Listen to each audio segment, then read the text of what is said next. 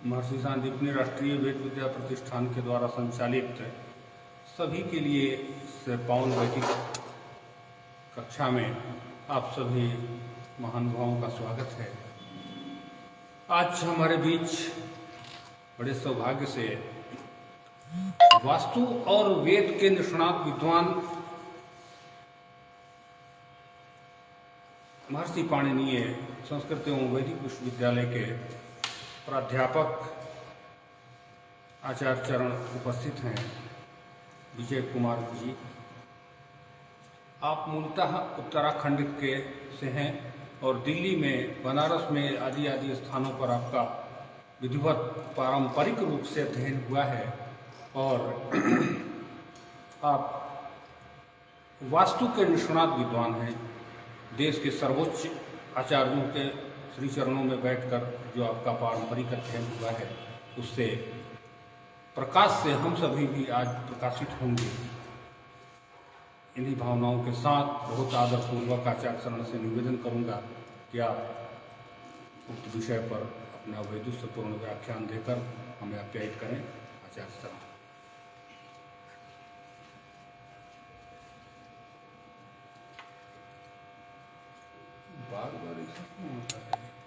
सदाशिवसमारम्भां शंकराचार्य मध्यमाम् अस्मदाचार्य पर्यन्तां वंदे गुरु परंपरां। या श्री स्वयं सुकृतिनां भुवनेश्वरलक्ष्मीः पापात्मनां कृतधियां हृदयेषु बुद्धिः श्रद्धा सतां कुलजन प्रभुस्य लज्जा तान्मानतः स्म परिपालय देवी विश्वम्। महर्षि सांदीपनी राष्ट्रीय वेद विद्या प्रतिष्ठान उज्जैन द्वारा संचालित सभी के लिए वेद इस प्रकल्प में वेद के मूल ज्ञान के द्वारा समाज में उसको संचालित करने के लिए, ये प्रकल्प के लिए बहुत बहुत साधुवाद एवं इसके संचालक और कार्यक्रम के संयोजक का मैं हार्दिक आभार व्यक्त करता हूँ। आज इस प्रकल्प में मुझे बोलने के लिए जो विषय है वह है वैदिक संहिताओं में वास्तु विमर्श।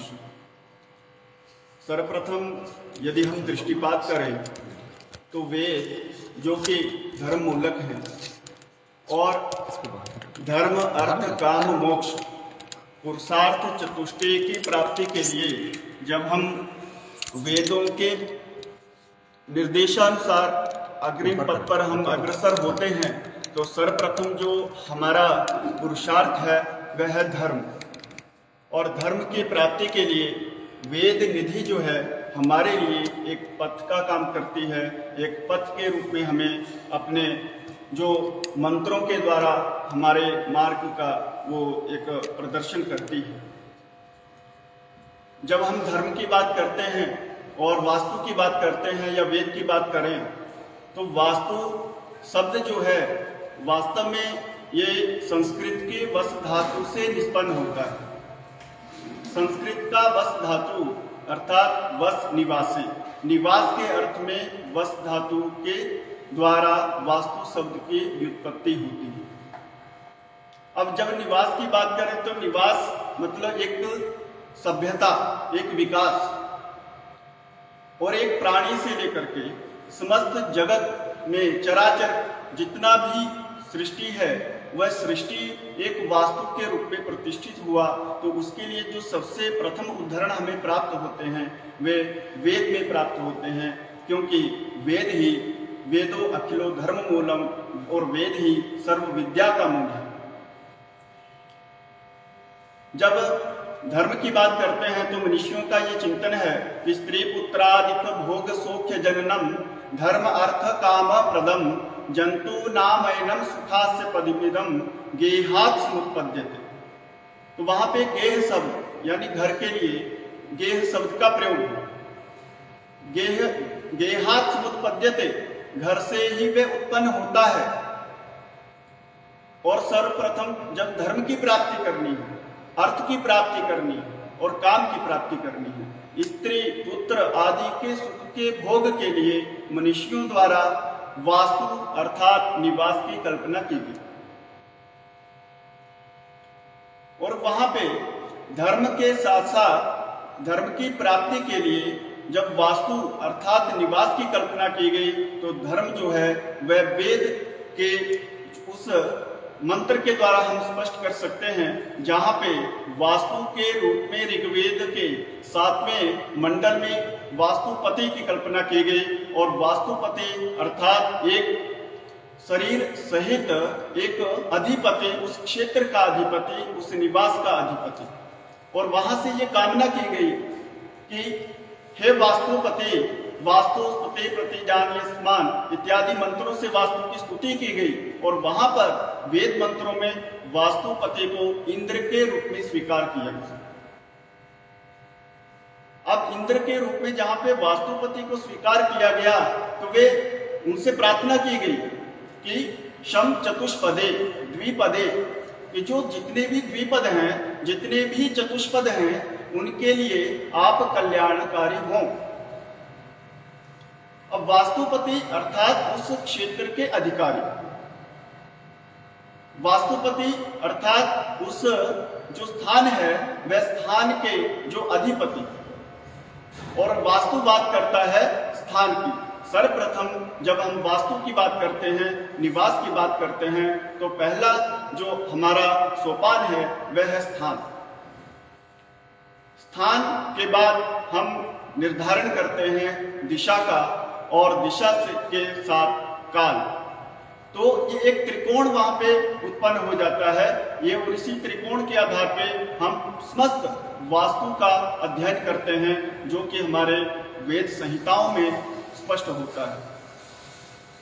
जब वैदिक सभ्यता की बात करते हैं, ऋग्वेद की बात करते हैं, तो ऋग्वेद में घर के लिए प्रायः 30 शब्दों का प्रयोग किया गया है, जिसमें सदस शब्द का प्रयोग किया गया है, सदन शब्द का प्रयोग किया गया है, और एक जगह पे पत्नी नाम सदनम सदाह का प्रयोग किया गया। पत्नी नाम सदनम सदाह अर्थात घर में, गृह में जो हम बात कर रहे हैं, निवास की बात कर रहे हैं, तो वहां पे स्त्रियों की जो स्थिति थी, वहां पे उनके रहने के लिए विशेष कक्षों का निर्माण किया जाता था। तो उस समय की सभ्यता में स्त्रियों का क्या स्थान था, हम ये भी वहां से एक अनुमान लगा सकते। चाहे स्त्रियों के रहने की बात हो, दासुसो गृहे एक शब्द आता है ऋग्वेद, कोष्ठे कोष्ठम, कोष्ठ, और साथ में कोश की बात आती है। अर्थात वहां की सभ्यताएं संपन्न थी, वहां की सभ्यताएं, वहां सभ्यता संस्कृति के साथ साथ आवास के साथ साथ उनकी आवश्यकता क्या है, और उस आवश्यकता एक सामाजिक जो परिवेश था वो पूरा का पूरा एक जो आज हम कल्पना करते हैं, आज हम जिसकी परिकल्पना करते हैं, वो एक सिद्धांत रूप में वहां पे प्रस्तुत है। ऋग्वेद में जब हम आगे चलते हैं तो ऋग्वेद के मंत्रों में वास्तुपति के साथ साथ उसके जो अधिपति हैं, अधिपति के साथ वहां के निवास करने के लिए जो कक्षों का जो निर्माण किया जाता था, तो वहां पे मुख्य 3 प्रकार के भवन के मुख्य 3 अंगों का वहां पे वर्णन आता है। सबसे पहला है द्वार, दूसरे पे सभा, और तीसरे पे सदस्य। तो सभा, जिसको आज हम बैठक कक्ष भी कहते हैं, द्वार, मुख्य द्वार की बात आती है। और कालांतर में देखा जाए तो द्वार के विषय में तोरण इत्यादि जो शब्दों का प्रयोग होता है, और उसमें मयमतमादि ग्रंथों में तोरण के भी अलग अलग जो प्रकार हैं, गोपुर के जो प्रकार हैं, 5 प्रकार के गोपुरों की चर्चा आती है। तो द्वार एक मुख्य अंग के रूप में वहां पे स्वीकार किया गया। दूसरा, गृहपति को वहां पे केंद्र के रूप में स्वीकार किया गया कि जो गृह की सृष्टि है, गृह को भी एक सृष्टि के रूप में माना है कि गृह अपने आप में, घर जो है वो अपने आप में एक विश्व है। क्यों? क्योंकि निवास की जो सबसे छोटी इकाई है वो है गृह, और वहां पे उसको केंद्र माना गया गृहपति को। और गृहपति को केंद्र इसलिए माना गया कि गृहपति जो है उसका चिंतन जो है अपने घर की परिवेश की परिधि में वो चिंतन करता है।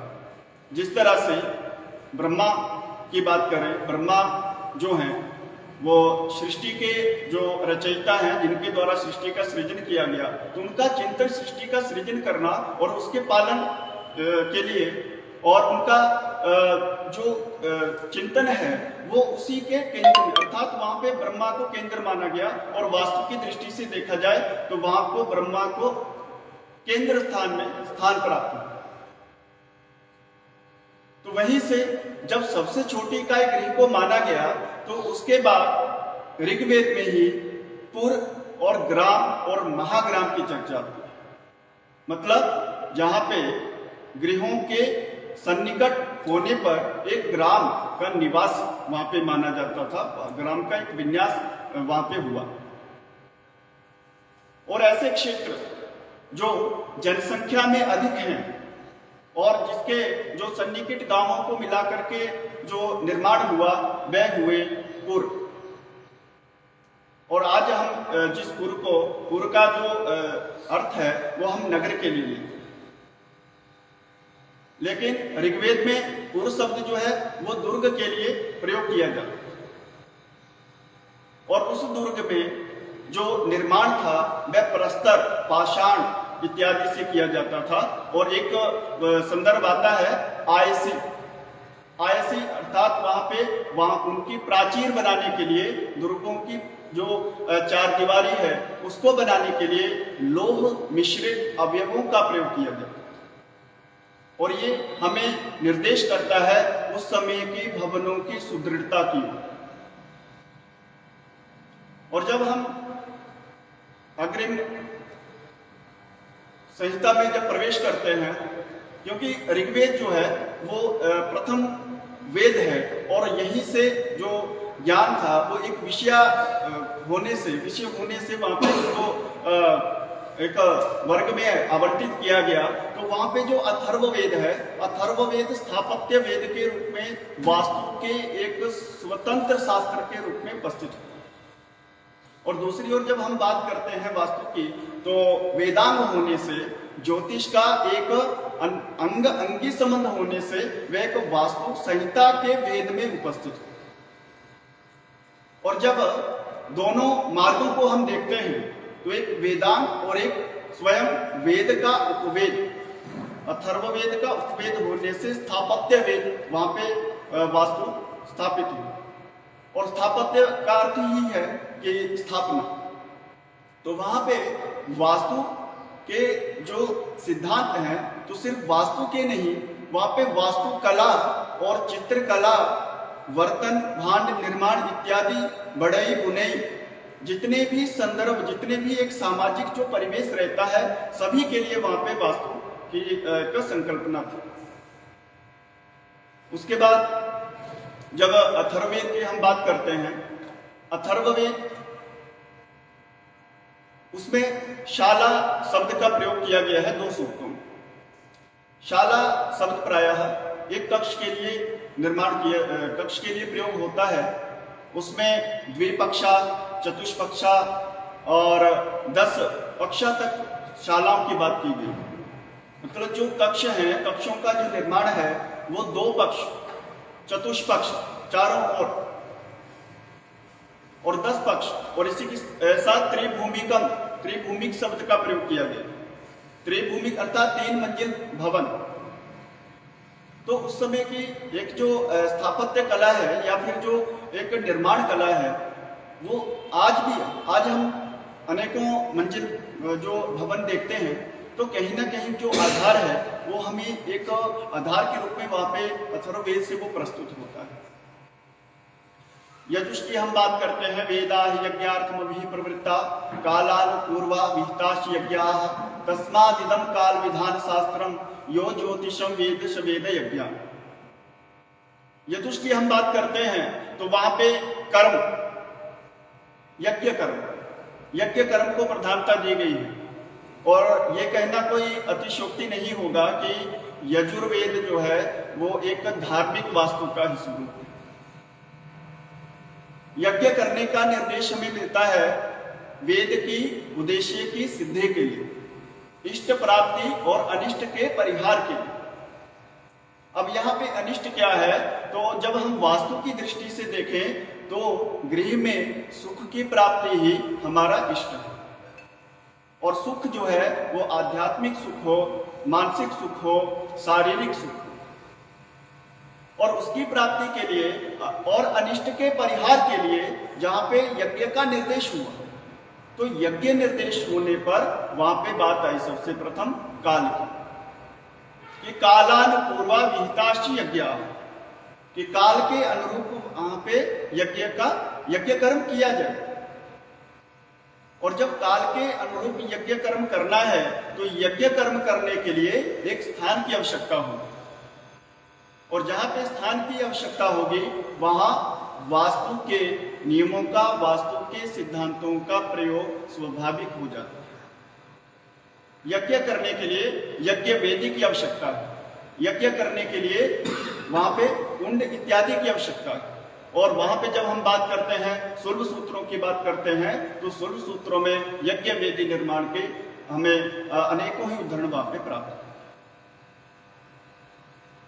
तो स्थान और काल, और इन दोनों के मध्य में जो एक संबंध स्थापित करता है वो है दिशा।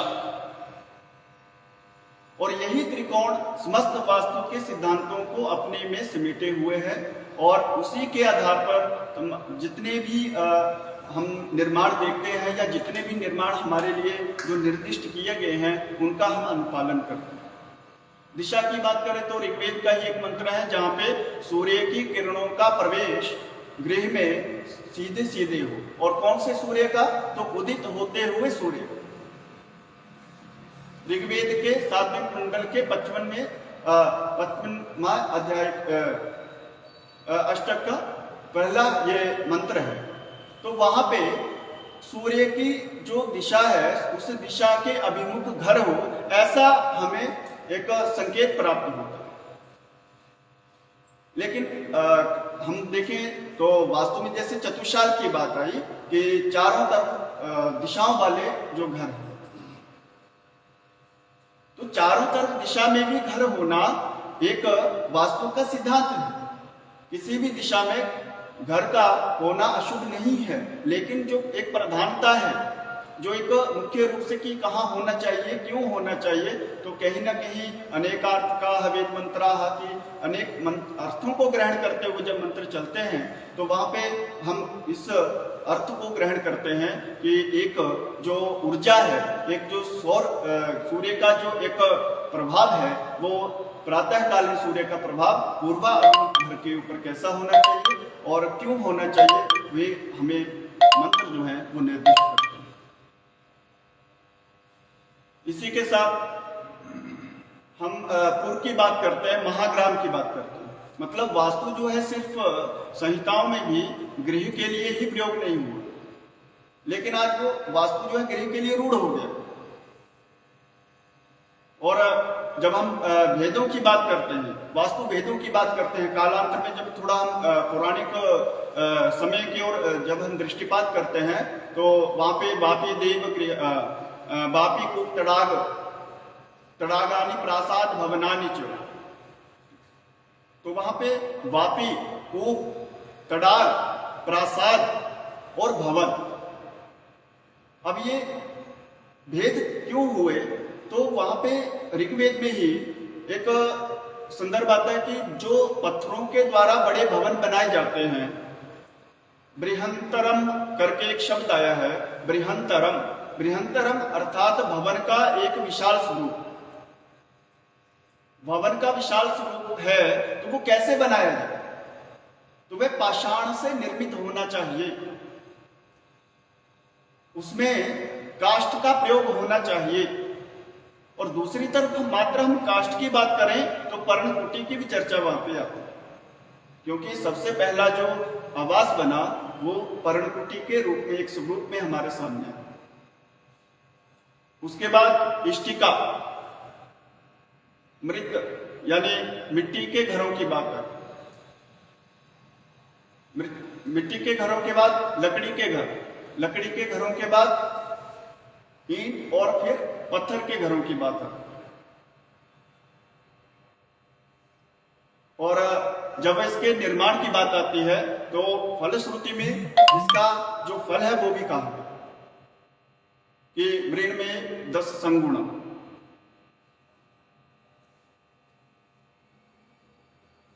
इष्टिके शतकोटिघ्नम और शैले अनंतम फलम, कि मिट्टी का घर का निर्माण करने से आपको मृत में 10 संगुण 10 करोड़ गुना फल प्राप्त होता है।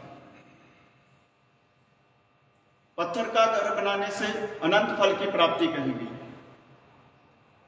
और इष्टिका ईंट का घर बनाने से आपको शतकोटिघ्नम 100 करोड़ गुना फल की प्राप्ति कही गई।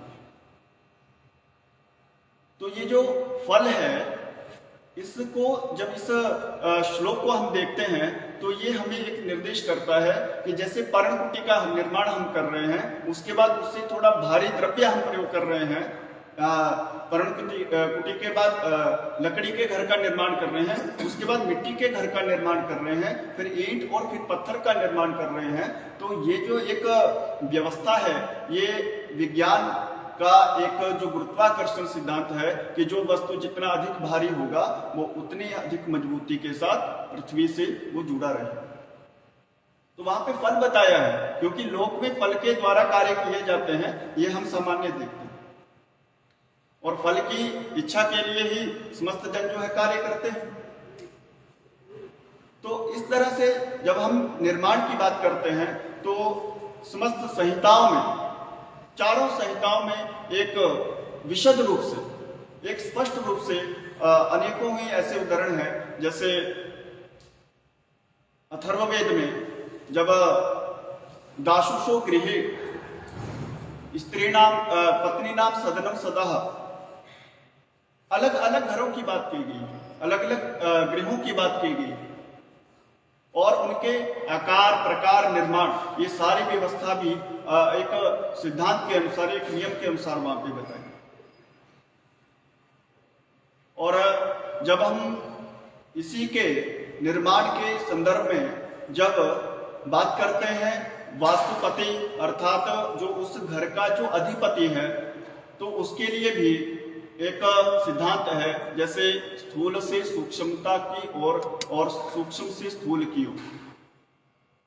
जब विज्ञान के सिद्धांत की बात करते हैं तो वास्तु पुरुष जो है वो उसी रूप में वहां पे प्रतिष्ठित होते हैं, क्योंकि जो सृजन है, जो निर्माण है, तो ये उसमें जो द्रव्य है, उस द्रव्य में पंचभूतात्मिक जो पंच महाभूत हैं, पंच महाभूतात्मिकता होने के कारण वो पृथ्वी भी उसी गुण को लिए हुए, और पृथ्वी के बाहर जितना भी द्रव्य है वो सब उसी रूप में वहां पे व्याप्त है। और वहां पे एक मंत्र है, हिरण्यगर्भः समवर्तताग्रे भूतस्य जातः पतिरेकासी। ये जो मंत्र है, वहां पे हिरण्यगर्भ की जो बात की गई है, तो सृष्टि उत्पत्ति का जो सिद्धांत है, उस सिद्धांत से आगे, मतलब वो जो एक मैटर एक समय में वहां पे इकट्ठा था, और वो मैटर हिरण्यगर्भ, सोने के पिंड जैसा, सोने के आभा जैसा एक पिंड है, और उसमें एक महाविस्फोट होता है, और समस्त द्रव्य जो है वो अपने उस शक्ति के कारण वो एक विस्तार को प्राप्त कर लेता है। मतलब वहीं से समस्त पिंड जो है, समस्त जो जितना भी ये द्रव्य है, जिसको विज्ञान में मैटर कहा जाता है, और जिसको हम भौतिक तत्वों की जो बात करते हैं, तो वहीं से ये भौतिक स्वरूप जो है उत्पन्न हुआ। और उसी में जैसे कि चुंबक का एक छोटा टुकड़ा है या चुंबक एक बड़ा टुकड़ा है, लेकिन दोनों में गुण जो है, वो जो आकर्षण का जो सिद्धांत है वो बराबर है। और इसी आधार पे जब हम वास्तु के स्वरूप को देखें तो एक नगर, एक पृथ्वी, एक गांव या एक गृह, एक कक्ष, या फिर घर के अंदर रखा हुआ एक कोई भी द्रव्य है, उसमें वो समान रूप से कार्य करता है।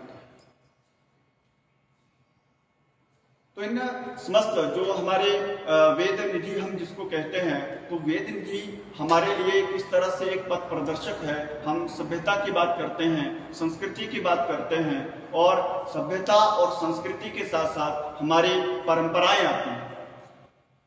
आज हम जिन सभ्यताओं की बात करते हैं उन्हीं सभ्यताओं में जो जिन जिन चाहे वो सिद्धांत हो, नियम हो, तो किस तरह से हमारे सामने आज प्रस्तुत हैं और हम किस तरह से उनका अनुपालन कर रहे हैं, तो कहीं ना कहीं यही सभ्यताएं जो हैं हमारी संस्कृति को जीवित रखती हैं और पुनर्जीवित भी करती रहती हैं। क्योंकि वास्तव में जब बात आती है निर्माण की, तो निर्माण के साथ साथ उसके जीर्णोद्धार की भी बात आती है। जीर्णोद्धार मीन वहाँ पे जो निर्माण किया गया है उसका पुनः संस्कार करना। वो तो यथावत है ही, लेकिन पुनः संस्कार करने से उसकी जीवंतता और जो हमें प्राप्त हुआ है, हमें एक धरोहर के रूप में प्राप्त हुआ है, उसको संरक्षित करना।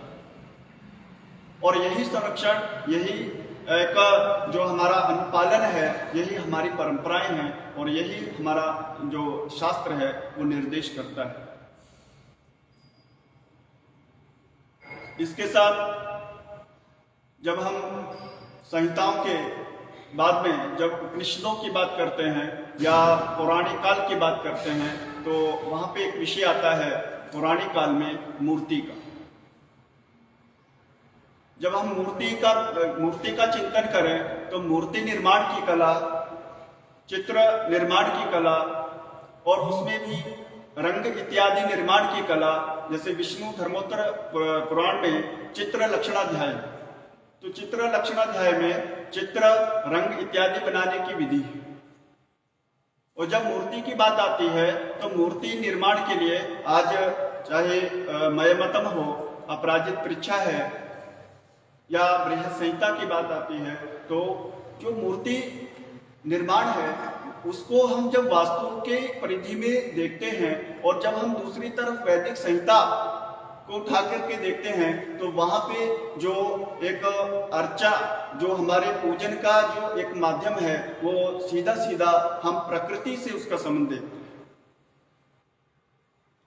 वहां पे हम जो पंच महाभूत हैं, जिनकी कल्पना हम आज अपने गृह में कर रहे हैं, तो वो पंच महाभूत जो है स्पष्ट रूप से, जिनको हम द्यौः शांति, अंतरिक्ष शांति ही, पृथ्वी शांति ही, आपः शांति ही, तो समस्त जितने भी पंच महाभूत हैं उनसे हम शांति की कामना, कल्याण की कामना कर रहे हैं। और दूसरी तरफ उसके जो प्रारंभिक आवास की बात करते हैं, तो आवास जो है, जो प्रारंभिक आवास हुआ, तो प्रारंभिक आवास जो है वो इसी प्रकृति में, जैसे चाहे वो गुहा हो, गुफा हो, वृक्ष के कोटर हो, वृक्ष हो, वन हो, तो उन्हीं में हमारा जो आवास था वो प्रारंभ। शनै शनै जो परंपराएं विकसित हुई, शनै शनै जो सभ्यताएं विकसित हुई, तो वो एक वास्तु या वास्तु के जो एक शास्त्र या कला और उसके अंतर्निहित जितने भी विषय आते हैं, वो एक सामाजिक परिदृश्य में, सामाजिक परिवेश में वो हमें स्पष्ट रूप से देखने को मिलता है। ऋग्वेद में बढ़ई है, गुनेई, जितने भी एक वर्ग है जो एक समाज को कहीं ना कहीं से बल प्रदान करता है, तो उसकी भी चर्चा आती है कि उनके आवास के लिए, उनके कार्य के लिए कहाँ पे किस तरह का स्थान होना चाहिए। तो इस तरह से जब हम चारों संहिताओं की बात करें, वैदिक संहिताओं की बात करें या वैदिक साहित्य की बात करें, तो वैदिक साहित्य में हमें चाहे आवास की बात हो या एक गृह की, छोटे से गृह की इकाई की बात हो, या फिर एक बड़े स्तर पे नगरपुर इत्यादि की बात हो, तो वहाँ पे एक सूक्ष्म से स्थूल निर्माण और उस स्थूल निर्माण में भी एक सूक्ष्म चिंतन, चाहे वो वास्तु पुरुष के रूप में हो या फिर जो वास्तुपद देवता हैं उनके रूप में हो, या जो वैदिक एक स्वरूप रहा है देवताओं का, उनको आधुनिक या जो हमारे जो शास्त्रीय ग्रंथ हैं उनमें उन देवताओं को किस रूप में स्वीकार किया गया, उनकी बात। उदाहरण के लिए जब हम ब्रह्मपद की बात करते हैं, तो ब्रह्मपद या ब्रह्मा का पद, तो दोनों के अर्थ में जब हम देखते हैं तो ब्रह्मा के पद को हम वास्तु के मध्य में देखते हैं, वास्तु के मध्य में, अर्थात वो उसका ब्रह्मा का जो स्थान है वो उसको केंद्र में वो स्थान प्राप्त की है। और केंद्र में स्थान प्राप्त है अर्थात वो उस स्थान का सबसे अधिक एक ऊर्जा का जो स्रोत है, एक ऊर्जा को उत्सर्जित करने का जो स्रोत है वो उसका केंद्र है। चाहे हम छोटे भूखंड की बात करें या बड़े भूखंड की बात करें तो सबसे पहले हम केंद्र को ही साधन करते हैं। और इसके दिक्साधन की बात हो तो वहां भी शिलातले मोशम शुद्धे वज्रलेपी पिवास में इस विधि से जब केंद्र में शंकु स्थापित कर उस स्थान का दिक्साधन किया जाता है तो वहां भी केंद्र की ही बात आती है। तो इसीलिए ऋग्वेद में वहां पे जो गृह अधिपति है, गृहपति है, उसको उस वास्तु का केंद्र कहा है। तो इसके साथ साथ कुछ अथर्ववेद के भी इसमें उदाहरण है।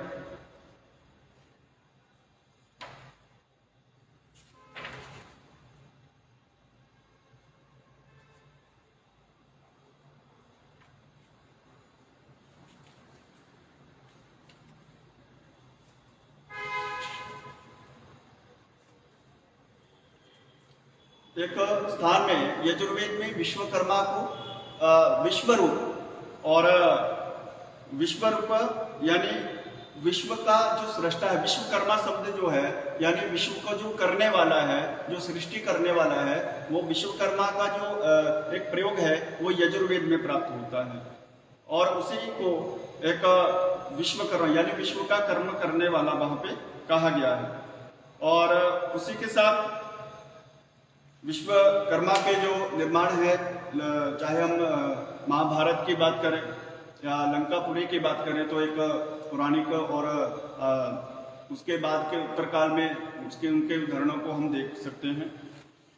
साथ में इसके कुछ गृह के लिए एक कुछ शब्द हैं, जैसे सुवर्णम गृहे थे, ऋग्वेद का ये मंत्र है, दाशुषो गृहे ऋग्वेद, वर्णः गृहे अथर्ववेद और गृह वस्तु, ये अथर्ववेद के उदाहरण हैं गृह के लिए। और इसके साथ ही कुछ शालाएं जिस तरह से चर्चा हुई कि मुख्य रूप से अथर्ववेद में 2 सूक्त हैं जिसमें शाला शब्द का प्रयोग किया गया है। और शाला जो है कक्ष, भवन इत्यादि के लिए प्रयोग हुआ है। तो उसमें भी इहे ध्रुवा प्रतिष्ठ शालेश्वावती गोमती सुनृतावती ऊर्जस्वती घृतवती पयस्व उच्छ्रेस्वती महते शोभगाय। मतलब वहां पे ध्रुव स्थिरता को, जो हम शाला शब्द का जो प्रयोग कर रहे हैं, जो शाला है वो स्थिरता के लिए वहां पे प्रयोग कर रहे हैं। मतलब गृह जो है हम स्थिरता के लिए प्रयोग कर रहे हैं। अनेकों ऐसी सभ्यताएं हुई होंगी जो इससे पहले, जो निर्माण से पहले वो एक अपने जो वस्त्र, अन्न, जल इत्यादि की पूर्ति के लिए स्थान से दूसरे स्थान तक जो चलती रही हैं, और जहाँ पे उनको ये सब आवश्यकताएं पूरी हुई वहीं पे ये निवास करने लगे और वहीं पे एक सभ्यता के रूप में उपस्थित। लेकिन जब इस तरह से चर्चा आती है तो वो जो सभ्यताएं हैं, उन सभ्यताओं के विकास में वास्तु किस, मतलब उनकी सभ्यताओं के लिए जो निर्माण आदि की जो एक प्रक्रिया रही, तो एक उसको प्रक्रिया को पूर्ण होने में या प्रारंभ होने में वो एक निश्चित या छोटा समय नहीं था। और वहां पे जो छोटे भवन या बड़े भवन की बात आती है, सहस्त्रम द्वारम थे, एक इसमें संदर्भ आता है कि वहंतम मानम वर्ण स्वधावा सहस्त्र द्वारम जगमा गृहम ते, ऋग्वेद में कि ऐसे ऐसे भवनों का भी निर्माण हुआ जो हजारों द्वारों से युक्त थे। तो उस समय की जो निर्माण कला है, और गृह के बारे में बात करें, चाहे वो वैदिक संहिताएं हों, क्योंकि जब हम कोई भी विषय का चिंतन करते हैं तो सबसे पहले हमारा जो चिंतन है वैदिक सभ्यता अर्थात वेद मंत्रों की ओर ही हमारा ध्यान जाता है, क्योंकि मूल निधि है। और जब हम सहस्त्र द्वार की बात करें या किसी भी विषय की जब हम बात करें तो सर्वप्रथम गृह की कल्पना ही हमारे मस्तिष्क में आती है और वहीं से श्रौत एवं स्मार्त कार्यों की सिद्धि करने का वो एक मार्ग बताया गया। उसमें एक संदर्भ आता है कि न सिद्ध्यन्ति श्रोत स्मार्त क्रिया शुभा न सिद्ध्यन्ति गृहम विना, कि जितनी भी हमारी श्रोत एवं स्मार्त क्रियाएं हैं, जितने भी कर्म हैं, वो गृह के बिना वो सिद्धि को प्राप्त नहीं करते। और परगृहे कृताः निष्फलासु, और जो परगृह में जो कार्य किया जाता है तो वो निष्फल हो जाता है। तो यहाँ पे गृहपति यानी गृह स्वामी और गृह का जो एक संबंध बताया गया, यानी गृह जो है वो एक भौतिक स्वरूप है, वास्तुपति उसका एक आत्म तत्व है, और उसमें रहने वाला जो पिंड है, वो जो गृह स्वामी है, वो उसके अनुकूल कैसा हो और उसके अनुकूल होते हुए वह उस स्थान में रह करके सुख, स्त्री सुख, पुत्र सुख, धर्म, अर्थ और काम, इन तीनों पुरुषार्थों की सिद्धि कैसे प्राप्त करे, इन समस्त वास्तुशास्त्रीय सिद्धांतों से हमें स्पष्ट होता है। और ये जो चाहे वैदिक संहिताओं में बताई गई जो एक हमारी परंपरा इसको हम बोल सकते हैं, क्योंकि परंपरा जो है वो एक नियम और सिद्धांतों से परिलक्षित रहती है, और उन्हीं जो हमें हस्तांतरित की गई हैं, जो जिनका अनुपालन करने से आज भी हम स्वयं को एक सुरक्षित महसूस करते हैं। और सुरक्षा के साथ साथ जब हम आज संस्कृति और परंपराओं की बात करते हैं और भारत के विश्वगुरु की बात करते हैं, तो निश्चय ही ये जो सिद्धांत हैं, चाहे वास्तु सिद्धांत हो, चाहे वास्तुकला के सिद्धांत हो, चित्रकला के सिद्धांत हो, या भी कोई भी ऐसा क्षेत्र जो एक कला के रूप में सर्जित हुआ है, कला के रूप में एक समाज के सामने आया है, तो ये समस्त बिंदु जो हैं हमें भारत के विश्वगुरु बनने का एक पथ प्रदर्शन करते हैं। इन्हीं शब्दों के साथ मैं अपनी वाणी को विराम देता हूँ। बहुत बहुत धन्यवाद।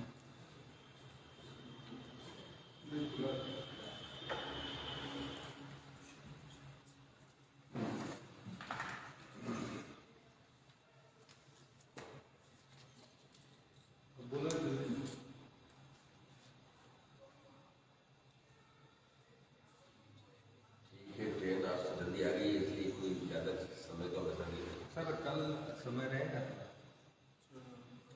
नहीं ठीक है, अरे वो तो अपन यही चर्चा करें, वो तो हम अपनी आपको उसको बोला जल्दी है सर। तो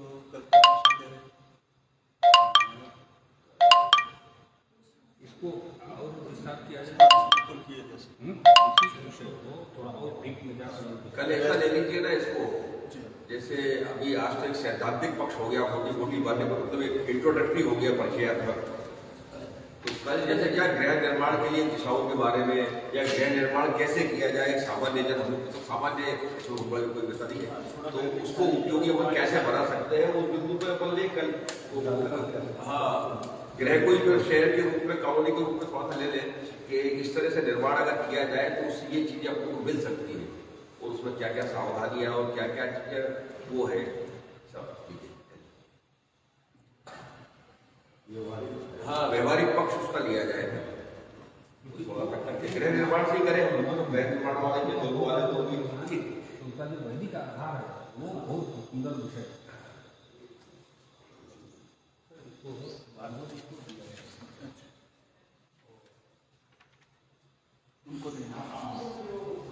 कम से कम मोटी चीज तो जाने, अति सूक्ष्म नहीं जाने, व्यावहारिक में मोटी मोटी जो चीजें होती हैं बहुत सी जानकारी मिल जाएगी।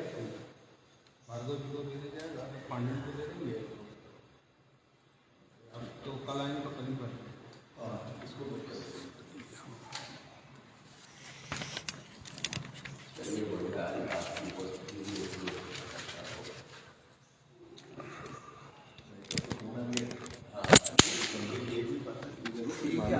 जब जैसा समय मिले, क्योंकि आपकी व्यस्तता है अपनी जगह।